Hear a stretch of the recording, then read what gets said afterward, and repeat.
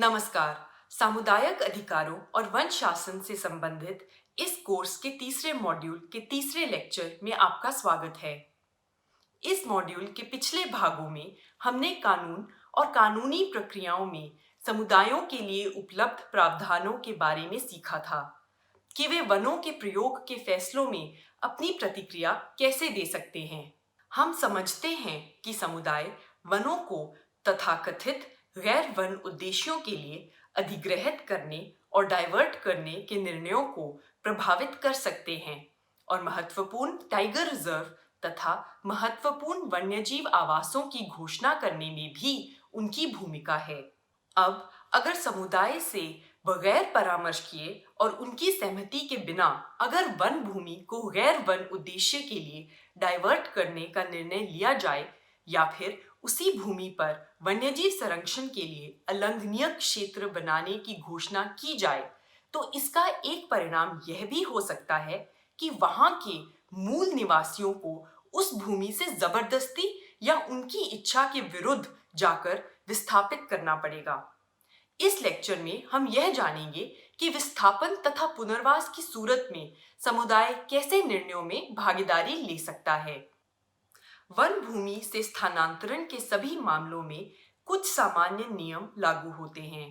पहला, जब तक वन अधिकार अधिनियम के अंतर्गत वनवासी, अनुसूचित जनजाति या अन्य परंपरागत वनवासियों के वनाधिकारों को मान्यता प्रदान करने की प्रक्रिया पूरी नहीं होती, तब तक उन्हें उनकी परंपरागत वन भूमि से विस्थापित नहीं किया जा सकता है।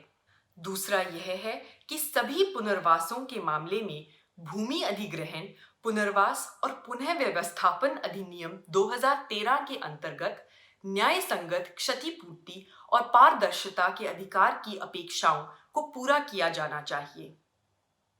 आइए इनमें से कुछ अपेक्षाओं के बारे में जानकारी प्राप्त करते हैं। भूमि के अधिग्रहण के लिए सामाजिक प्रभाव आकलन या SIA और सामाजिक प्रभाव प्रबंधन योजना SMP को तैयार करना अनिवार्य है। SIA एक ऐसा साधन है जिससे प्रभावित समुदाय और लोगों पर भूमि के अधिग्रहण के निहितार्थों को निर्धारित करने में मदद मिलती है। SIA करने से यह उम्मीद है कि प्रतिस्थापन, पुनर्वास, क्षतिपूर्ति और पुनर्स्थापन में शामिल जोखिम कम से कम हो जाएंगे। सरकार को संबंधित पंचायत, नगर पालिका या नगर निगम के साथ परामर्श करके प्रभावित क्षेत्रों में ग्राम या वार्ड स्तर पर SIA करना होगा। SIA के दौरान सरकार को यह भी सुनिश्चित करना होगा कि पंचायत, ग्राम सभा, नगर पालिका या नगर निगम जो भी उचित संस्था हो को पर्याप्त प्रतिनिधित्व प्रदान किया जाता है। प्रभावित परिवारों की राय जानने के लिए और उन्हें SIA रिपोर्ट में रिकॉर्ड करने के लिए सरकार को यह भी सुनिश्चित करना होगा कि इस संबंध में पर्याप्त प्रचार प्रसार करने के बाद प्रभावित क्षेत्र में जन सुनवाई हो। SIA की पूरी प्रक्रिया समुदायों के लिए अधिग्रहण की प्रक्रिया में हिस्सा लेने तथा अपनी चिंताओं को आवाज देने का अवसर है। कलेक्टर को अधिग्रहित की जाने वाली भूमि के बाजार मूल्य को निर्धारित करना होगा और भूमि के मालिक को देय क्षतिपूर्ति की कुल राशि का हिसाब करना होगा। इस काम के लिए कलेक्टर द्वारा ध्यान में रखे जाने वाले पैरामीटर्स या मापदंडों में भूमि पर अपना हक खो जाने की वजह से व्यक्ति द्वारा उठाया जाने वाला नुकसान, फसलों की क्षति और आवास में परिवर्तन के कारण होने वाली क्षति शामिल है। सरकार द्वारा पुनर्वास और पुनर्स्थापन योजना भी तैयार करनी होगी। इस योजना में उस प्रत्येक व्यक्ति की हकदारी का ब्यौरा शामिल करना होगा जिसके अधिकारों को अधिग्रहित किया जा रहा है। पुनर्वास क्षेत्र में सरकारी भवनों की सूची, लोक सुविधाओं की सूची और वहां प्रदान की जाने वाली अवसंरचनात्मक सुविधाएं तथा इन्हें लागू करने के लिए समय सीमा का भी ब्यौरा अवश्य शामिल करना होगा। इसके प्रारूप को जन सुनवाइयों के दौरान प्रस्तुत करना होगा, जिनमें वनवासी इसके संबंध में अपनी प्रतिक्रिया प्रस्तुत कर सकते हैं। इन जन सुनवाइयों को ऐसे प्रत्येक ग्राम सभा में आयोजित किया जाना चाहिए जहां पर उस ग्राम सभा या नगर पालिका से संबंधित भूमि में से 25% से अधिक भूमि का अधिग्रहण किया जा रहा है। उस क्षेत्र के कलेक्टर द्वारा इस प्रारूप और इस संबंध में आपत्तियों पर समीक्षा करने के बाद और सरकार द्वारा अपेक्षित परिवर्तन करने के उपरांत अधिग्रहण की आधिकारिक घोषणा के साथ योजना के सारांश को प्रकाशित किया जाना चाहिए। इन निर्णयों में परिवार को देय पुनर्वास और पुनः स्थापन राशि, उस व्यक्ति के बैंक अकाउंट का नंबर जिसमें पुनर्वास और पुनः व्यवस्थापन निर्णय राशि को अंतरित किया जाएगा, आवास स्थल का ब्यौरा और आवंटित किया जाने वाला घर, प्रतिस्थापित परिवारों को आवंटित भूमि का ब्यौरा शामिल होना चाहिए। प्रत्येक पुनर्वास क्षेत्र में कलेक्टर को कुछ अवसंरचनात्मक सुविधाओं और न्यूनतम आधारभूत सुविधाओं को सुनिश्चित करना होगा। वनवासी समुदायों के लिए पुनर्वास और पुनः व्यवस्थापन योजना और पुनर्वास और पुनर्व्यवस्थापन निर्णय जानकारी के दो बहुत ही महत्वपूर्ण स्रोत हैं। ऐसा भी परिदृश्य हो सकता है जहां पर समुदाय को किसी क्षेत्र से पुनः स्थापित करने का नोटिस जारी किया जा सकता है। आपको अपने घरों और आजीविका को छोड़ने तथा दूसरे क्षेत्र में स्थानांतरित होने के लिए वहां से जाने का नोटिस दिया जा सकता है। सबसे पहले यह देखना होगा कि नोटिस किस कारण से दिया गया है। यदि नोटिस तैयार किए जाने वाले वन्य जीव संरक्षण क्षेत्र के उद्देश्यों से पुनर्स्थापना के लिए दिया गया है या पुनर्स्थापना भूमि अधिग्रहण कानूनों के अंतर्गत की जा रही है, ऐसा करना महत्वपूर्ण है, क्योंकि आप प्रक्रिया और कार्य प्रणाली से वास्तव में किस प्रकार से संबद्ध होंगे यह दोनों मामलों में अलग अलग होगा। लेकिन इन दोनों के बीच में सामान्य बात क्या है? इस पूरे मामले में एक सबसे स्पष्ट बात यह है कि किसी भी प्रकार की पुनर्स्थापना, पूर्व पुनर्स्थापना या पुनर्वास योजना नहीं की जा सकती। इस योजना को तैयार किया ही जाना चाहिए। वन्य जीव अधिनियम के अंतर्गत इसके लिए मुख्य वन्य जीव वार्डन और जिला कलेक्टर इस योजना को तैयार करेंगे। भूमि अधिग्रहण प्रक्रियाओं के अंतर्गत पुनः जिला कलेक्टर के कार्यालय द्वारा बहुत ही अधिक महत्वपूर्ण भूमिका निर्वहन किया जाएगा। यह योजना क्या होती है? दोनों मामलों में वास्तव में आपके विकल्पों को स्वीकार करना केवल तभी होगा जब यह पता लग जाता है कि आपके विकल्प क्या है। यह किसी दस्तावेज पर हस्ताक्षर करना नहीं है या आपके स्थानीय निकायों, आपके पंचायत निकायों पर इस बात की आपत्ति उठाना नहीं है कि आपके विकल्प क्या हैं। आपकी पुनर्स्थापना कहाँ पर की जाएगी? क्या यह भूमि वास्तव में पुनर्स्थापना के लिए तैयार है? क्या उस भूमि पर जहाँ पर आप रह रहे हैं उसकी तुलना में आपको तुलनीय जीवन और जीवन शैली प्राप्त होती है? यह पता लगाना बहुत ही महत्वपूर्ण है। ऐसे भी मौके आए हैं जहां पर प्रभावित गांववासी जिला कलेक्टर के कार्यालय में गए हैं और यह मांग की है कि उन्हें यह दिखाया जाए कि वह भूमि कौन सी है। पुनर्स्थापना प्रक्रिया में संरक्षण समूहों भी शामिल रहे हैं। वे समुदायों के साथ काम करने की बात करते हैं और वास्तव में कहते हैं कि जाएं और ये देखें कि आपके पास किसी स्थान पर पुनर्स्थापना या पुनर्वास के लिए क्या विकल्प है। पुनर्स्थापना और पुनर्वास हालांकि दो बहुत ही अलग अलग शब्द हैं। पुनर्स्थापना का अर्थ सिर्फ इतना हो सकता है कि किसी व्यक्ति को एक स्थान से हटाना और दूसरे स्थान पर ले जाना, जबकि पुनर्वास तुलनात्मक रूप से एक सामाजिक प्रक्रिया है जिसमें आप किसी खास जगह पर जो कुछ लोगों के पास है उसे दूसरी जगह पर दोहरा और प्रतिस्थापित कर रहे हैं। इन दोनों मामलों में यह समझ पाना ही आप कहाँ जाएंगे, कौन सी भूमि उपलब्ध है, वहाँ पर क्या सुविधाएं हैं, क्या आप वास्तव में उस जीवन को रेप्लिकेट कर रहे हैं जिसे आप रेप्लिकेट करना चाहते हैं, और वास्तव में यह सब कानून के अंतर्गत आपको करने की अनुमति के अनुसार होगा। ये बातें आपके पास पुनर्स्थापना योजना को स्वीकार करने से पहले अति महत्वपूर्ण है। एक अन्य बात जो घटित होती है विशेष रूप से जब हम टाइगर रिजर्व की बात करते हैं, आपका विकल्प यह हो सकता है कि आप वन विभाग के पुनर्स्थापना योजना से सहमत होते हैं या 10 लाख रूप से पैकेज लेकर कहीं अन्यत्र चले जाते हैं। किसी भी व्यक्ति के द्वारा की जाने वाली यह बहुत ही महत्वपूर्ण प्रक्रिया है, क्योंकि समुदायों द्वारा 10 लाख रुपए से लेने के निहितार्थों को समझना चाहिए और पुनर्स्थापना के लिए किसी अन्य सरकारी एजेंसी से भी भरोसा ना करना। और यह भी तय करना महत्वपूर्ण है कि क्या उस पुनर्स्थापना का प्रक्रिया इंतजार किया जाए, क्या आप पैसे लेकर चले जाएंगे।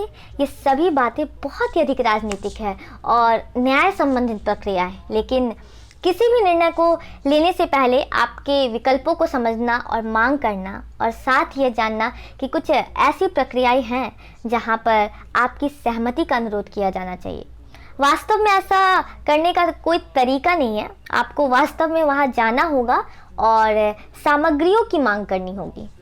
आइए अब हम कुछ ऐसे महत्वपूर्ण कार्यालयों के बारे में जानते हैं जो पुनर्स्थापना और पुनर्वास की प्रक्रिया में शामिल होते हैं।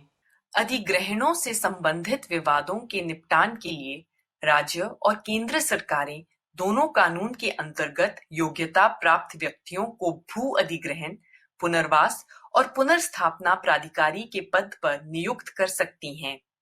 कोई भी व्यक्ति जिसने पुनर्स्थापना और पुनर्वास के संबंध में निर्णय के प्रावधानों को स्वीकार नहीं किया है, वह कलेक्टर से इस विषय को प्राधिकरण के पास भेजने के लिए कह सकता है। कलेक्टर को दिए गए आवेदन में निर्णय में आपत्ति के आधारों का उल्लेख करना होगा। प्रत्येक राज्य सरकार के यहाँ पुनर्स्थापना और पुनर्वास के लिए एक आयुक्त नियुक्त किया जाता है, जो पुनर्स्थापना और पुनर्वास स्कीमों को तैयार करने और उनके उचित रूप से लागू करने के लिए उत्तरदायी होता है और पुनर्स्थापना और पुनर्वास स्कीमों की निगरानी और लागू करने के लिए एक निगरानी समिति होती है। आयुक्त ग्राम सभाओं के साथ परामर्श करके पुनर्वास स्कीमों के कार्यान्वयन की सामाजिक लेखा परीक्षा के आयोजन के लिए उत्तरदायी होता है। आपने मध्य भारत में हसदेव अरान वन क्षेत्र के बारे में सुना होगा। अनेक गांवों को कोल बियरिंग एरियाज एक्ट के अंतर्गत क्षेत्र से पुनर्वास करने के नोटिस दिए गए थे, और यदि आप ऐसे क्षेत्रों में ग्रामवासियों से बात करते हैं तो कुछ ग्रामवासियों को जैसे ही नोटिस मिले उन्होंने जिला अधिकारियों से अधिक जानकारी प्रदान करने के लिए कहा, और वास्तव में उन्होंने पढ़ा था कि नोटिस में क्या लिखा गया है, किस कानून के अंतर्गत उन्हें यह दिया गया है। क्या यह भूमि अधिग्रहण कानून के अंतर्गत है अथवा कोल बियरिंग एरियाज कानून के अंतर्गत है। वास्तव में इसे पूरे गांव की बैठक में खोलने से पहले संबंधित व्यक्तियों की एक बैठक बुलाई गई थी और यह पता लगाया गया था कि नोटिस को किस कानून के अंतर्गत दिया गया है और किस अधिग्रहण कानून के अंतर्गत भूमि को अधिग्रहित किया जा रहा है। केवल इसी से पता लगेगा आपको कि किन प्राधिकारियों से बात करने की आवश्यकता है, किस नीति या कानून की प्रक्रिया के अंतर्गत आपका पुनर्वास किया जाएगा, और वास्तव में आप अपने विकल्पों को जान पाएंगे। एक बार जब ऐसा कर लिया जाता है, इस मामले में यह स्पष्ट था कि यह कोल बियरिंग एरियाज कानून के अंतर्गत था, और फिर इसके बाद यह जानना कि आपके पुनर्वास की संभावनाएं क्या है। अक्सर 2 या 3 पुनर्वास नीतियाँ हो सकती है, और जिला कलेक्टर में जाना और पता लगाना कि क्या आपने R&R योजना को सामाजिक प्रभाव आकलन के आधार पर तैयार किया है। यदि सामाजिक प्रभाव आकलन से छूट दी गई है, फिर जिला कलेक्टर कार्यालय से यह पता लगाने के लिए क्या उन सभी अधिकारों जिनके बारे में हम बात कर रहे हैं वहाँ पर सूचीबद्ध है, R&R योजना के लिए कहा जा सकता है। और उसी के आधार पर भी क्या आप R&R योजना पर सहमत हैं अथवा नहीं, कार्यनीति विकसित की जा सकती है। इसके लिए गांव में या शहरी के बाहरी इलाके में या शहरी इलाके में जहां पर इस मुद्दे को उठाया गया है, अनेक बैठकों के आयोजन की आवश्यकता होती है। इस प्रकार कानून में शामिल उपबंधों से अपने विकल्पों को वास्तव में समझना, कौन से दस्तावेज से आपकी R&R योजना के बारे में बताया गया है, और फिर यह तय करना कि पुनर्वास के लिए भूमि कहाँ पर है। इस मामले में गांव वासी कलेक्टर के कार्यालय में गए और कहा कि हमें भूमि को दिखाया जाए।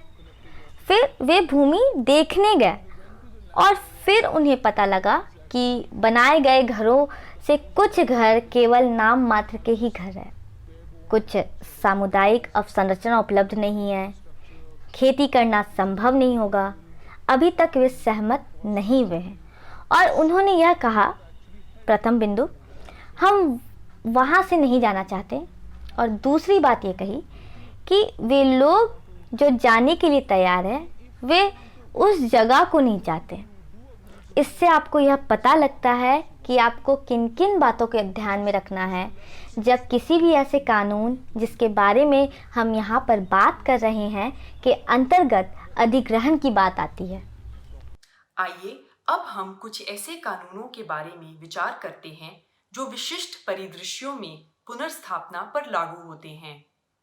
हम सबसे पहले अनुसूचित क्षेत्रों से पुनर्वास पर विचार करेंगे और फिर वन्य जीव संरक्षण के उद्देश्यों से पुनर्स्थापना की बात करेंगे। इनमें से कुछ प्रावधान ओवरलैप कर सकते हैं और ऐसी भी स्थितियां हो सकती हैं जहां पर दोनों कानून लागू होते हैं। अनुसूचित क्षेत्रों में, जैसा कि हमने सीखा है, सरकार द्वारा यह अवश्य दर्शाया जाना चाहिए कि अधिग्रहण एक अंतिम उपाय ही था। इसके अलावा अधिग्रहण की अधिसूचना से पहले सरकार द्वारा संबंधित ग्राम सभा या पंचायतों या स्वायत्त जिला परिषदों से उचित स्तर पर सहमति अवश्य प्राप्त कर ली जानी चाहिए। इस प्रकार के अधिग्रहणों में आगे बढ़ने के लिए सरकार को एक विकास योजना भी तैयार करनी चाहिए, जिसमें 5 वर्षों की अवधि के दौरान गैर वन क्षेत्रों में वैकल्पिक ईंधन, चारे और गैर टिम्बर वन उत्पाद संसाधनों के विकास के कार्यक्रम का ब्यौरा भी शामिल होना चाहिए, जो जनजातीय समुदायों और साथ ही अनुसूचित जातियों की जरूरतों को पूरा करने के लिए पर्याप्त होनी चाहिए।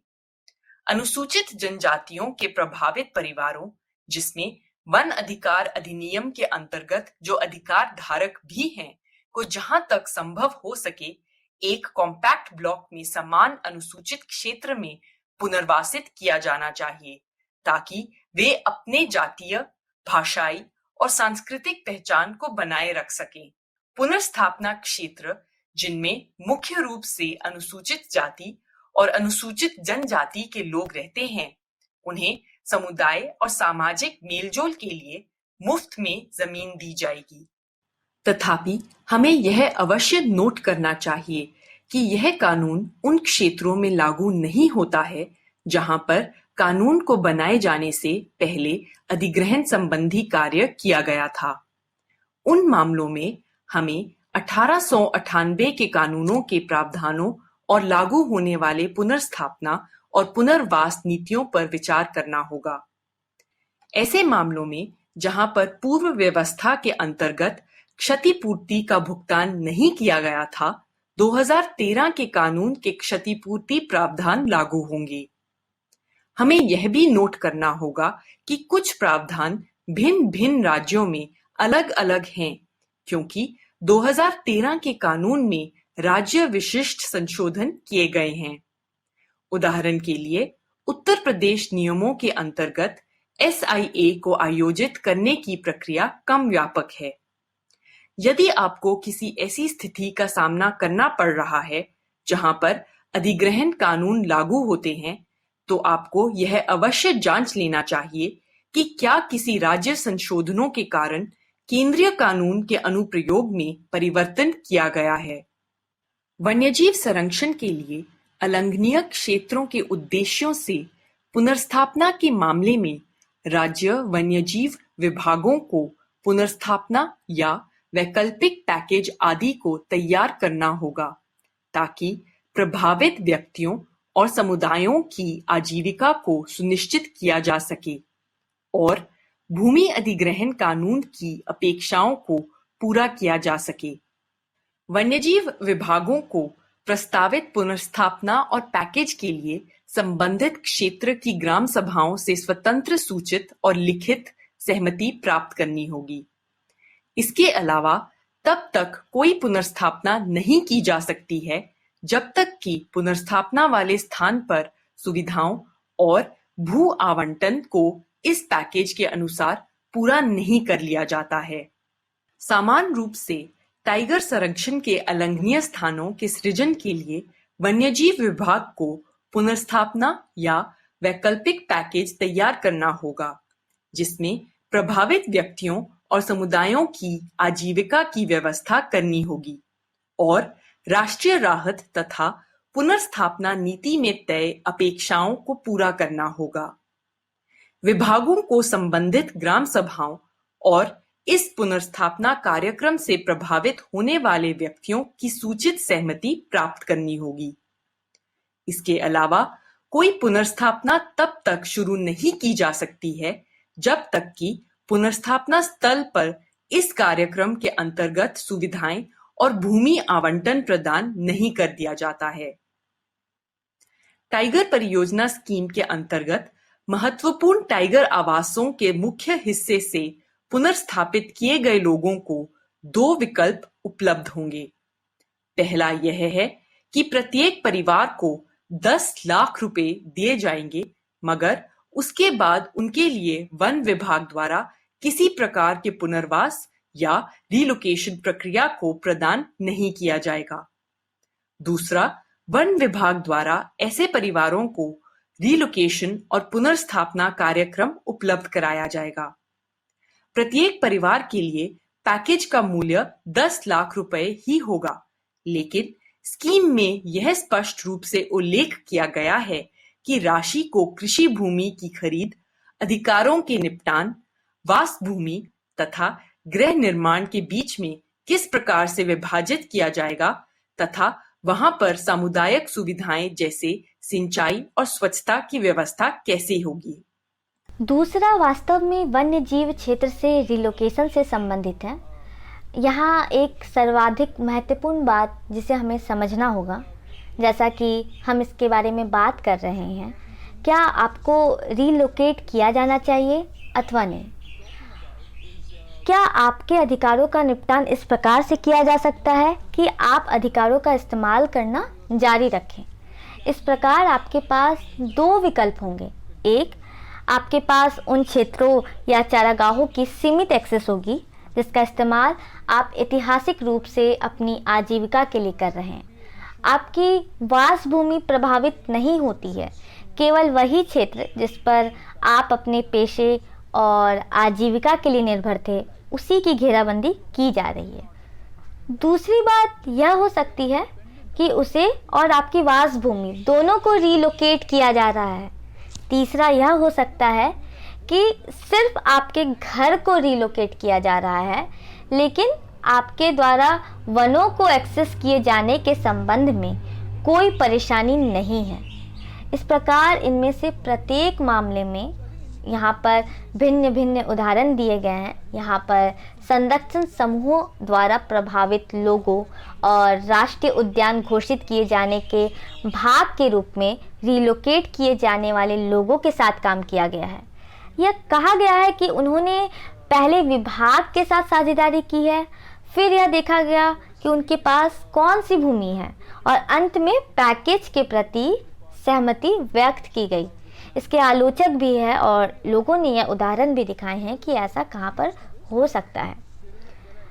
समुदायों के अन्य उदाहरण भी हैं। अपने विकल्पों की जानकारी प्राप्त करने के बाद मान लीजिए कि मध्य भारत तथा अन्य हिस्सों में जहाँ पर उन्होंने इनकार कर दिया कि हम इस क्षेत्र को छोड़कर नहीं जा रहे क्योंकि वन अधिकार अधिनियम प्रक्रिया को पूरा नहीं किया गया।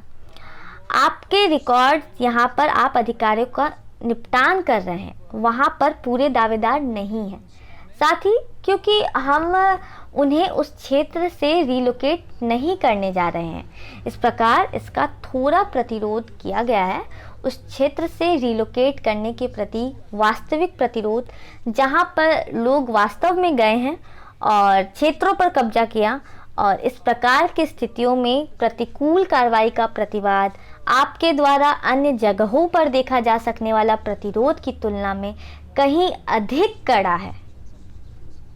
अब हम इस लेक्चर की समाप्ति पर पहुंचते हैं, जिसमें हमने देखा कि पिछले मॉड्यूल में सीखे कानून और प्रक्रियाओं को वनवासी समुदाय किस प्रकार से उनका अपने निवास क्षेत्रों से अनैच्छिक रूप से हटाए जाने की प्रतिक्रिया करने के लिए इस्तेमाल कर सकते हैं। हमने कुछ ऐसे सामान्य नियमों के बारे में जाना जिनका इस्तेमाल समुदाय वन क्षेत्रों से हटाए जाने के ऐसे सभी मामलों में कर सकते हैं। हमने कुछ ऐसे विशिष्ट नियमों की भी जानकारी पाई जिनका उपयोग समुदाय उस समय कर सकते हैं जब उन्हें अनुसूचित क्षेत्रों से हटाया जा रहा हो या जब उन्हें वन्यजीव संरक्षण के उद्देश्य के लिए उनके क्षेत्र से विस्थापित किया जा रहा हो। इस लेक्चर को देखने के लिए धन्यवाद।